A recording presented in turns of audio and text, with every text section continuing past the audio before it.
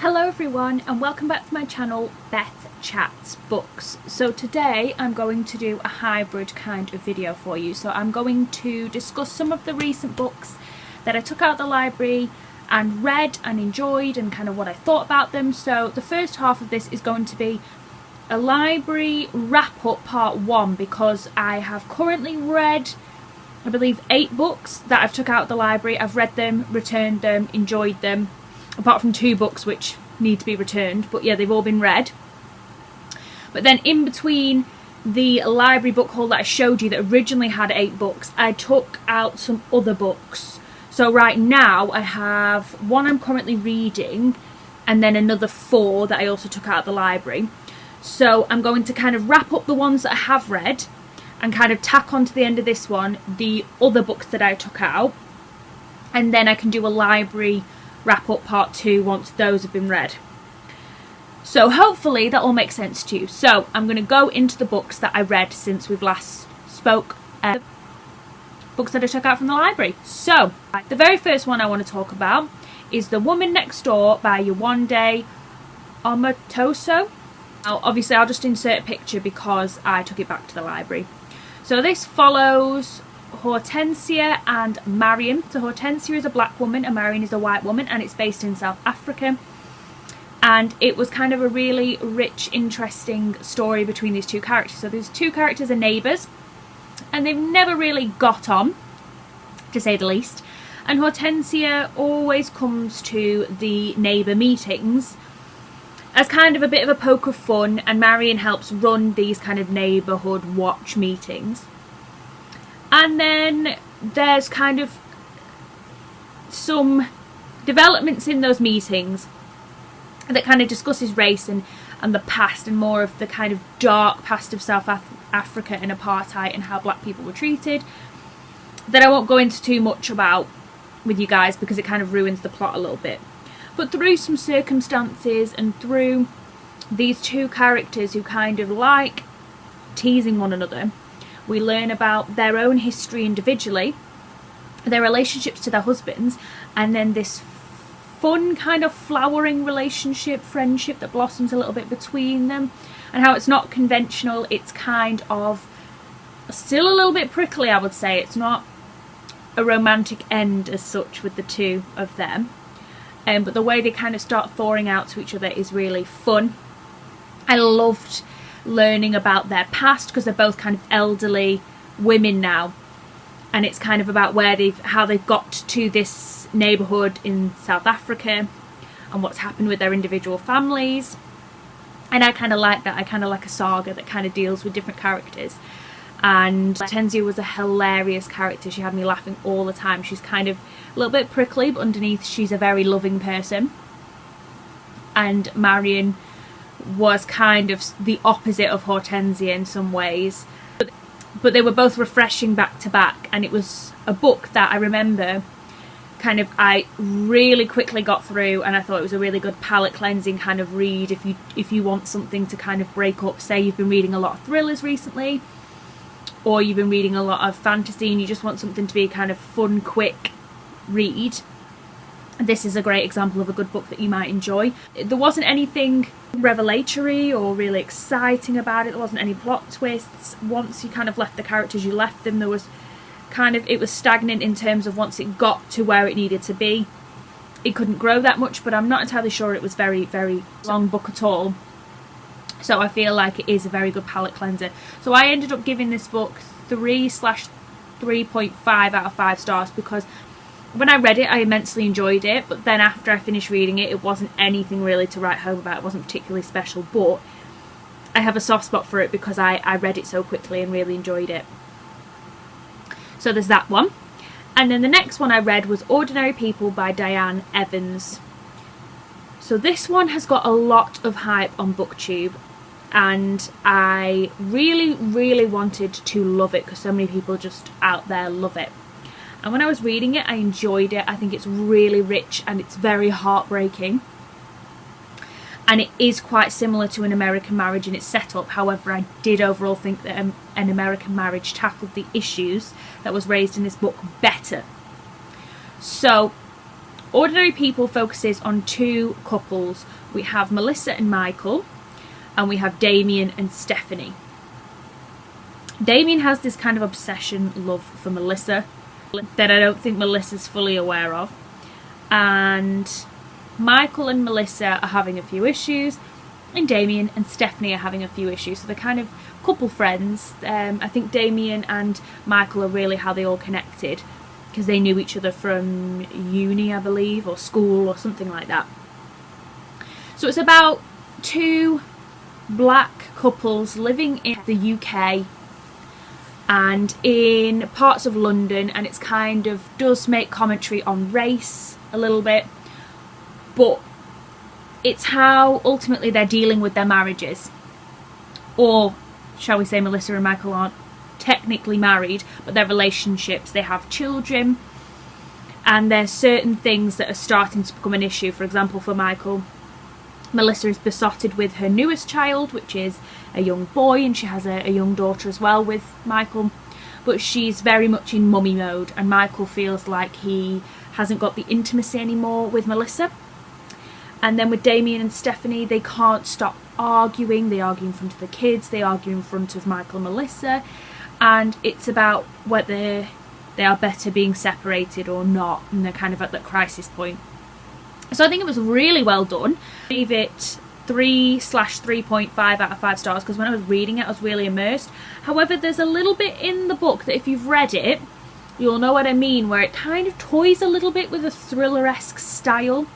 The house kind of personifies some anxieties that Melissa's having, in particular, her and Michael's home. And it kind of went off into the realm sometimes of a little bit magical realism-y.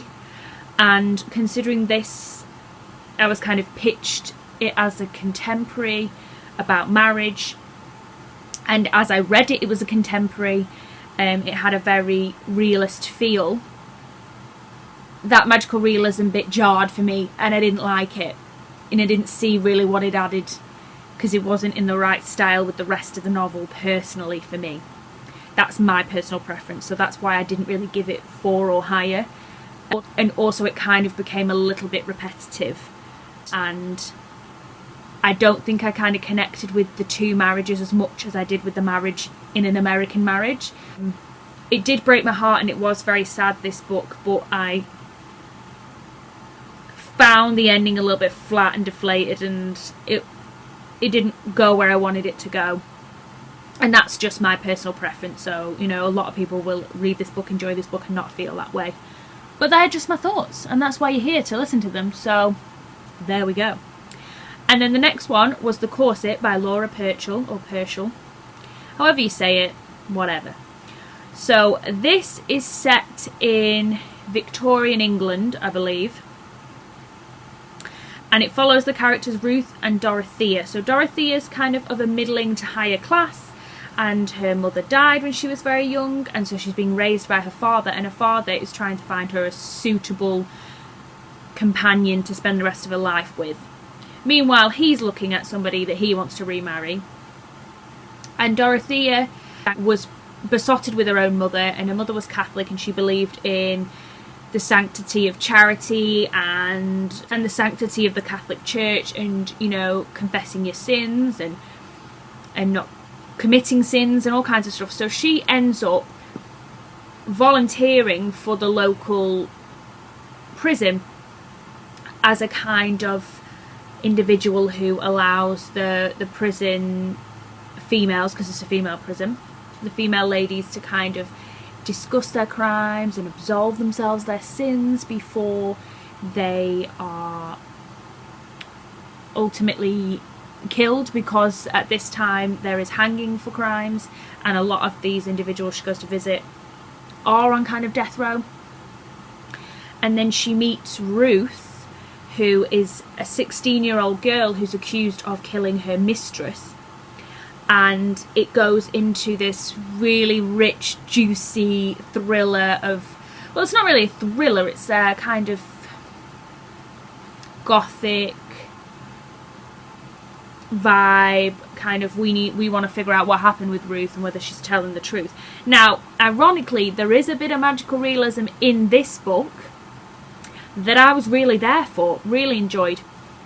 But what I want to differentiate between the other book is this book from the beginning has that gothic, otherworldly feel, and the way, it's really hard to describe, but the way that Laura Purcell writes is so gripping and believable and interesting. And if you've ever read any of her others, for example, I read The Silent Companion, from the very beginning, that's very Victorian, kind of the woman in black style of there's noises and things get moved. And for example, The Silent Companions are kind of stick figured paintings. They're kind of like stock, but you can pick them up and move them. So for example, as that develops, those start getting moved around. So when I read this, I was aware there's going to be things that are a little bit strange that are happening that don't necessarily have a very plausible explanation, and that is the case in here. So I love how Laura Purcell writes. I love her gothic, otherworldly kind of books. She writes fantastically that you're engaged, you're gripped, you're just all for it, and this was just as good as her other one. And very much, I'll read pretty much any juicy little gothic book that she brings out. So I gave this 4 stars because it was really solid. I really enjoyed the characters. I loved the little twists and turns and trying to figure out what kind of why these things happened, and I think the story wasn't drawn out too much, and it was as satisfying as the last book I read of hers. So I definitely will get to Bone China, or The Bone China, I believe, which is one that's meant to be coming out this year, or it might have already just come out, I believe. So I will definitely be there for that. So yeah, fantastic, really enjoyed it. And then the next book I read was The Berry Giant by Kazu Ishiguro. Now, this was a little bit of a disappointing read for me, if I'm being honest. So I gave it 3 stars purely because Kazu Ishiguro writes so beautifully, and he really provokes thought when you finish his books. You really have to spend some time pondering the moralistic questions that he's raising, which I think is fantastic, and that's something I really enjoy. I love authors that make me think and make me question things. However, this was kind of a fable style story that I don't personally think I enjoy. So it's kind of set in England, but during just kind of the end of Sir Arthur's reign and all that kind of time period. And people are living in England in these kind of little rabbit holes almost, and there's this thing that keeps meaning that people just keep forgetting significant memories in their mind, and they start nicknaming it the Mist. And then a married couple, Beatrice and Axel, go on a kind of voyage adventure to kind of figure out why this mist is happening, how they can eradicate it. They meet other characters along the way that allow them to find out what's causing the mist and ultimately how to eradicate it. But there's lots of moralistic questions about why are we forgetting things, and particularly Axel and Beatrice are coming to learn that maybe not remembering things is better than remembering them, because there's obviously some deep trauma that they're all being conditioned to forget. So it's kind of those moralistic questions. Do you really want to know something that's going to be that disastrous? And there's kind of implications and suggestions that once this mist is lifted, the relationship between Beatrice and Axel will never be the same. So I found it beautifully written, and I really like that idea of having a lot of things to consider and play with, and the ending was very heartbreaking, and I really appreciated that. However, this fable style, the setting it was in, was not really for me, and it started to become a bit repetitive, them voyaging up and down this mountain, and I wasn't really there for that. It wasn't really my thing, so I gave it 3 stars because he can write really well, but it wasn't my kind of story. I much preferred Never Let Me Go. I will definitely read some more of his because I've heard that he's written some really fantastic novels, but I think this will probably, just out of personal preference, not be my favourite. Okay, and then the next one I read was Manhattan Beach by Jennifer Egan. I really, really wanted to enjoy this book, and I really, really, really did not enjoy this book. So this follows 3 kind of main characters, I would say, which is Anne Kerrigan, Dexter Styles, and Anne Kerrigan's dad. So at the beginning, we realise quite early on that Anne Kerrigan's dad kind of one day just doesn't come home. And he has an associate, Dexter Styles, who they kind of have some dodgy relationship. It's quite known quite early on that Dexter Styles is on the wrong side of the law, shall we say. And so as we go through the novel, we kind of learn what happened between Dexter and Anne Kerrigan's dad, Mr. Kerrigan.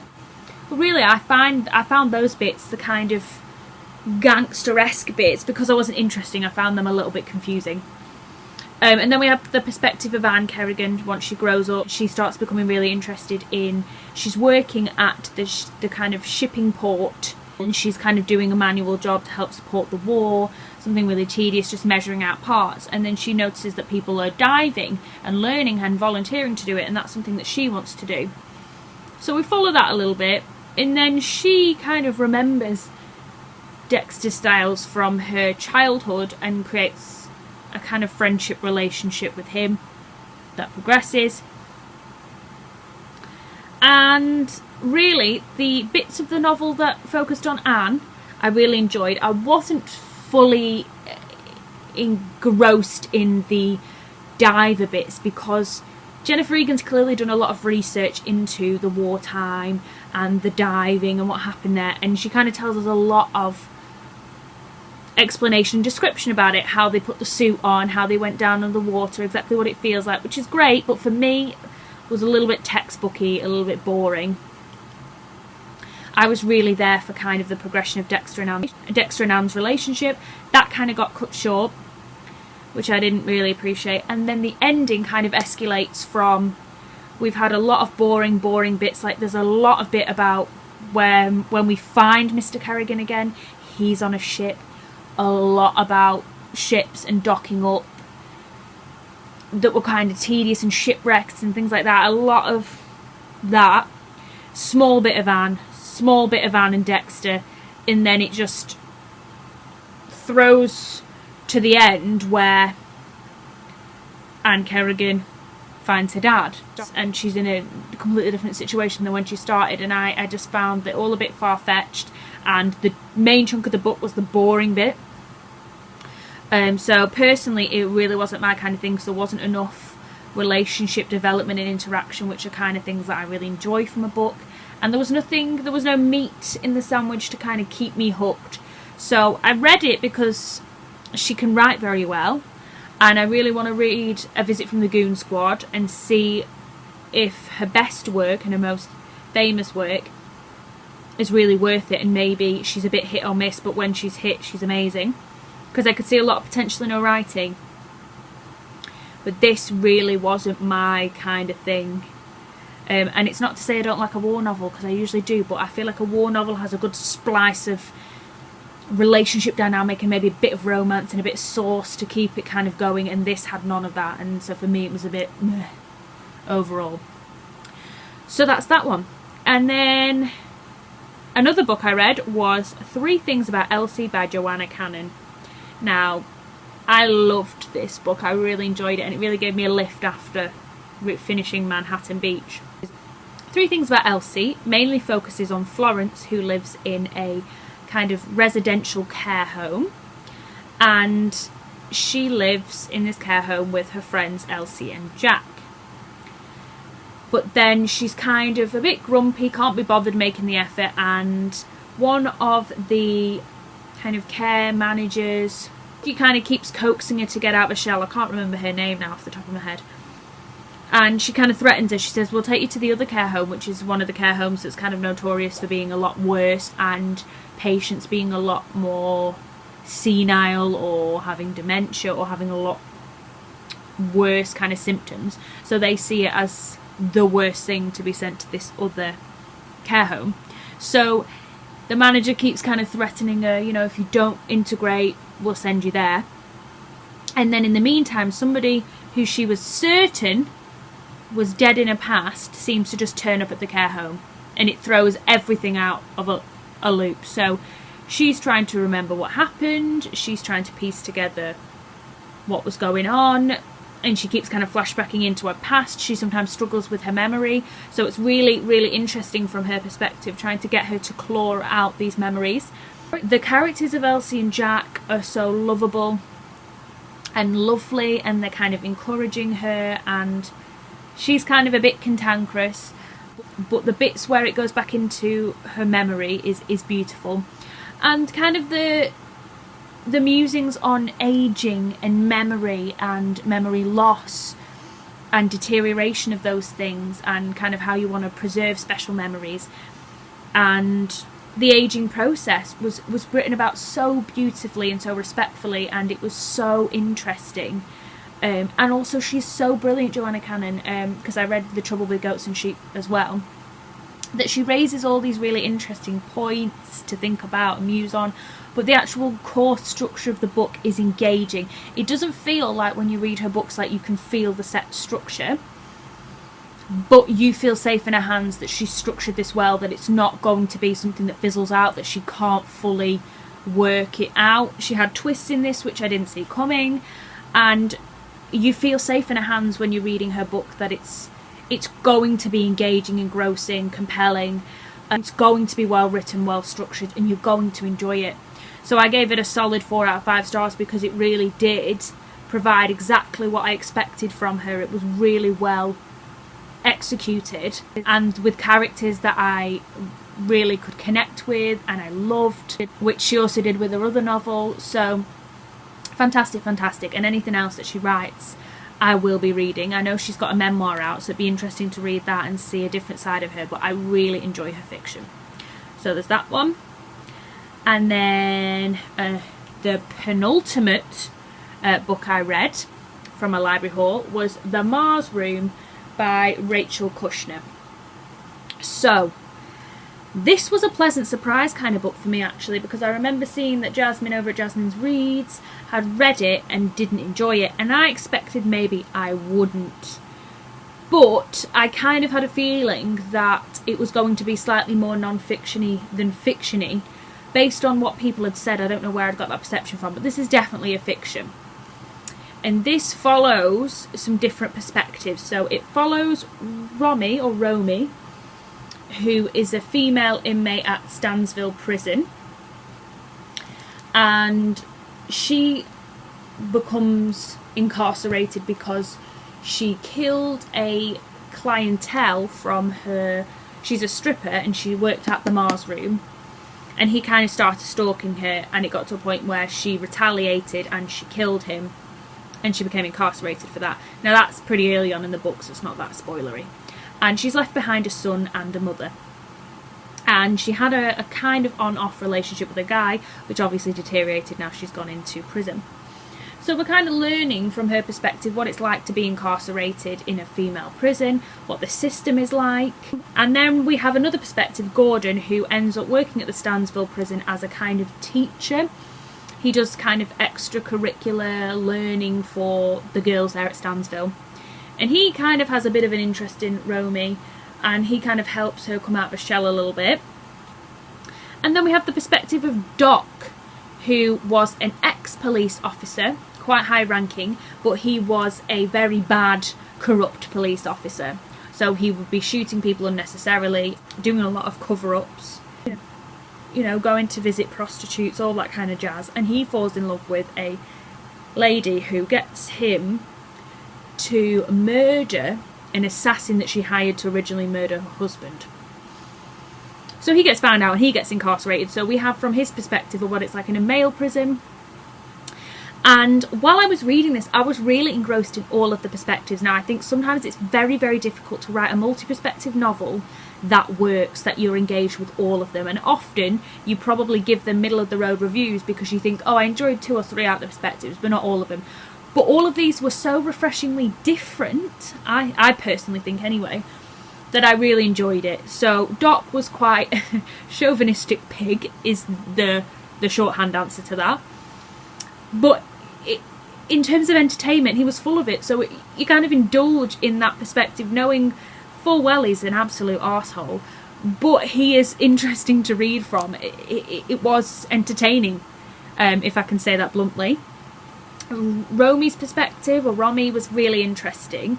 There's kind of a lot of sex written into this book, which is really interesting, because obviously you think in prison that nobody's having sex or thinking about sex, but actually the opposite is everybody's thinking about sex in prison, it seems to be, in this, particularly in this fictionalised version. So for fans of Orange is the New Black, I would think you'd really enjoy this, because there is a lot of similar themes, and the kind of sex of girls on girls in prison, and the dominance element, and the hierarchy in a female prison. But there's so much more to this. It's not just a sensationalised, scandalised, sexualised depiction of female prisons. There's a lot more to this, and I found it really entertaining. This isn't going to rock your world. It's not going to tell you anything that you didn't already anticipate about what it would be like, and it didn't actually give me a lot of food for thought, because it's not a topic I've thought a lot about. But this is definitely entertaining. This is the equivalent of what I've suggested, which is Orange is the New Black on the Netflix. It is a fictionalised book version of that, really. Quite simple. I actually haven't watched Orange is the New Black series, so a lot of people might say, oh, it's nothing like it. But I just mean in terms of if you're interested in female incarceration and what they all get up to, and the intimate relationships between Romy and some of the other characters, then you'll really enjoy this. So pure entertainment value, not moralistically or what the content was about or how I feel about incarceration. Purely entertainment, I gave it 4 out of 5 stars, because it was written really well, didn't go on for too long, the perspectives weren't drawn out too much, which was great, and I really think this writer has an incredible amount of potential, and I will be keeping tabs on her. So there's that one. And then the final book that I kind of read in September / finished for this half of my library wrap up was Frankie Stein by Jeanette Winterson. So I finished this yesterday, and I managed to read this in 2 days. So I'd recently watched a review of a booktuber before I read this, that I thought, oh wow, this is probably going to be a book that I pull myself through and I'm not going to really enjoy. She said a lot of commentary about how this is sold as a transgender narrator, and it's nothing about transgenders in here, it's not about that, da-da-da-da. And she made reference to the fact that the back says, I am what I am, but what I am is not one thing, not one gender, I live with doubleness. Now, I personally disagree with the individual's review. You're entitled to your opinion, that's absolutely fine. I didn't feel that way. I definitely feel like this quote is relevant, because one of the perspectives is from Rye, who is a transgender, biologically born a woman, transitioning to a man, but kept female genitalia, but has removed breasts. Rye says so many times in the novel, I am female and male. I identify as both, and discusses in detail this kind of doubleness, of how she has distorted her biology to make herself male, and acknowledges that and likes those male elements, but still sees herself as a female as well. That is explicitly discussed. So I think the quote is allowed to be on the back, because she does make reference to that, or he, or they. Apologies if I'm not using the right pronouns, okay, but just for the sake of this review, hopefully you guys will work with me on it. So anyway, I'll go back to actually what this book is about. So it's got different perspectives. So one of them is from Mary Shelley in the 1800s, when she is in the process of writing Frankenstein, and it goes through conversations that she's having with Mr. Shelley, when her, Mr. Shelley, Claire, her sister-in-law, and Lord Byron are staying at a holiday home, and the discussions they're having on the dead, the undead, ghosts and things like that. Then there's the perspective of Rye, who is a doctor in the UK, who is kind of enthralled by a Mr. Victor Stein, who is a pioneer. He wants to kind of excel in artificial intelligence and seems to be a bit of an expert on it. And Rye's kind of fallen head over heels with Victor, and there's a lot of explicit kind of sex scenes between the two of them and the development of that relationship, which, kind of relating back to this review kept reinforcing it doesn't say anything about trans, it's not about the trans experience. I personally think it very much was when it was about Rye's perspective, because we had very open, explicit sex scenes about transgender individuals having sex with other people. And what was interesting is Victor Stein's perspective seems to encapsulate that confusion about people who are not that well read or understanding about transgenderism, because he keeps saying, I'm not gay because you have female genitalia. And then Rye keeps questioning that. So, but you've never had sex with a man. So how do you know our experience isn't gay in that sense? And I identify as male and female, and how does that make you feel? And Victor becomes quite uncomfortable about that. So I think that is really exploring transgenderism. Although Jeanette isn't transgender, I don't think that we should be that sensitive that we won't allow people to write about transgenderism. I think it was a very brave thing for her to do. I personally think she did it really well and raised some really interesting points, and she's kind of addressing that group of people who are a little bit kind of transphobic and a little bit unsure about what transgenderism is, and she's being very blunt and vulnerable in this book by addressing it head on, getting straight to the point, which is that a lot of people have an obsession with genitalia when it comes to transgenderism.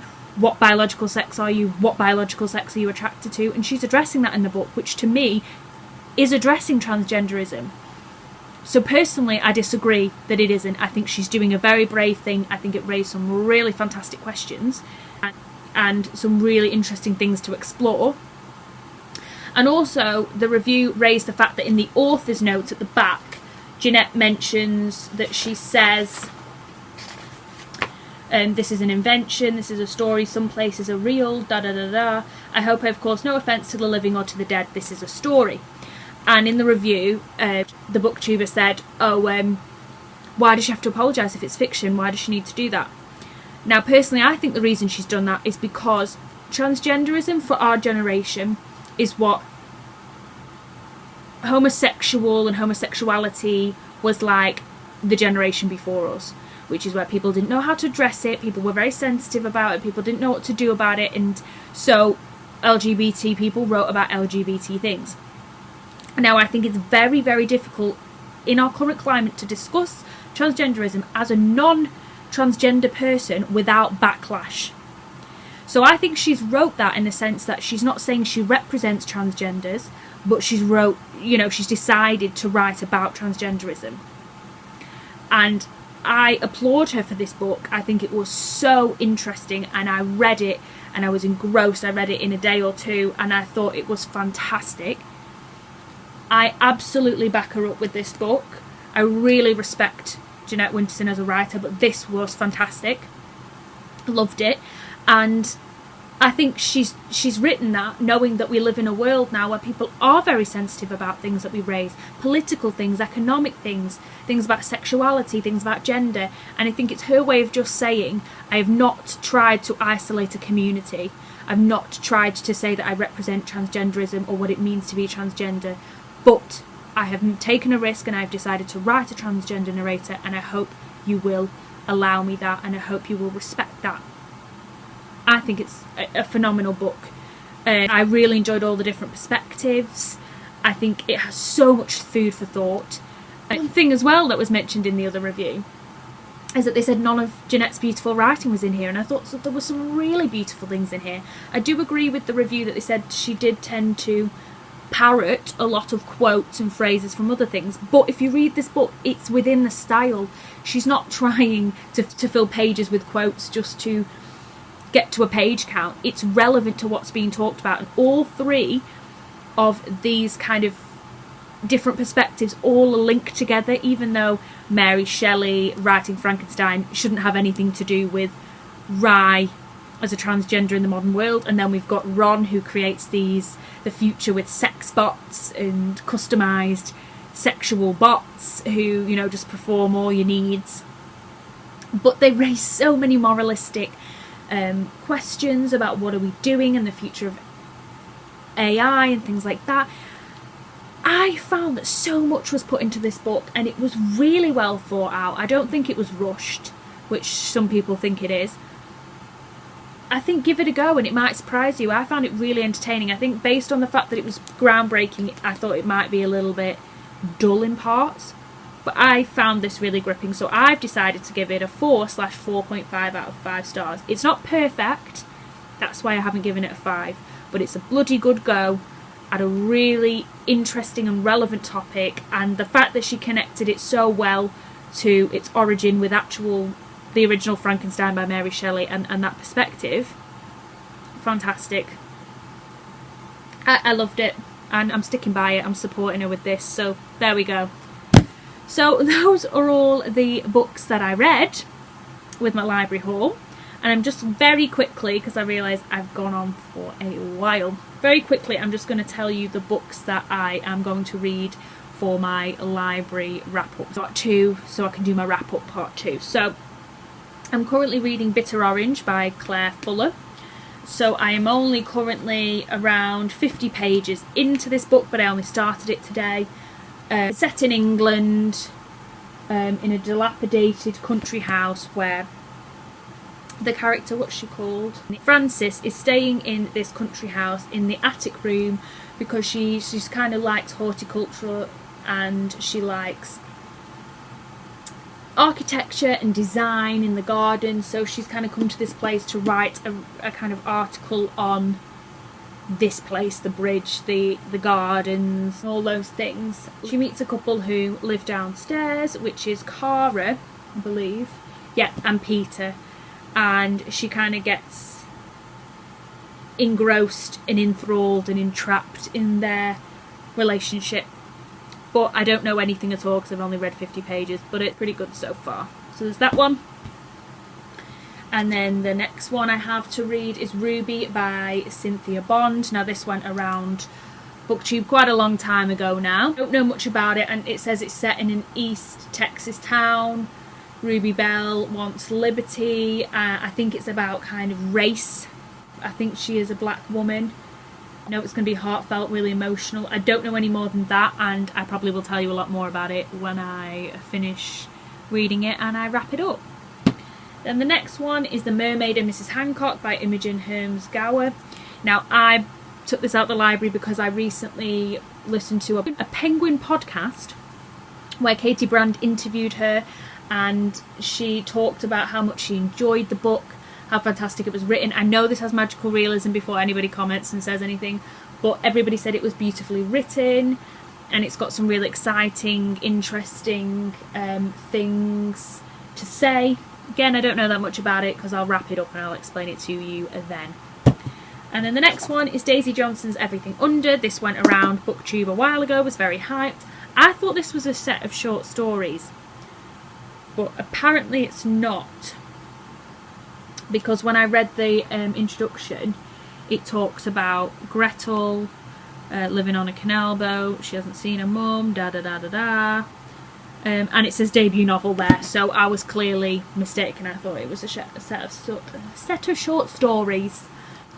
But yeah, so this is her debut. I know she's got another book out, and that got quite high praise. This one apparently is a bit Marmite-y, I remember, based on the overall BookTube feedback.